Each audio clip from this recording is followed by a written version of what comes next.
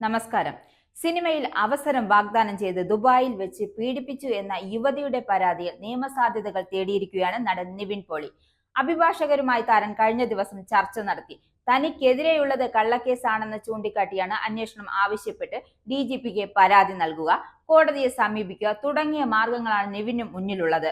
പരാതിയുടെ വിശദാംശങ്ങൾ അറിഞ്ഞാൽ മാത്രമേ നിയമ നടപടിക്ക് തുടക്കമിടാൻ കഴിയൂ എന്നതിനാൽ കേസിന്റെ FIR അടക്കമുള്ള രേഖകൾ ലഭിക്കാൻ നിവിന്റെ അഭിഭാഷകൻ അപേക്ഷ നൽകിയിരിക്കുന്നു. എറണാകുളം ജില്ലയിലെ ഊന്നുകൽ പോലീസാണ് കേസ് രജിസ്റ്റർ ചെയ്തിരിക്കുന്നത്.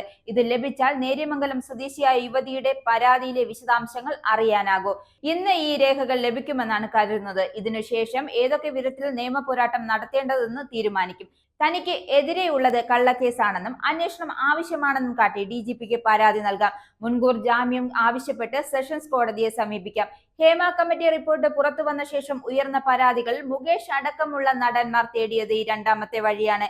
കേസ് തന്നെ റദ്ദാക്കണമെന്നാവശ്യപ്പെട്ട് ഹൈക്കോടതിയെ സമീപിക്കുക എന്നതാണ് മറ്റൊരു വഴി. ഈ മൂന്ന് കാര്യങ്ങളും നിവിന്റെ അഭിഭാഷകൻ പരിശോധിക്കുന്നുണ്ട്.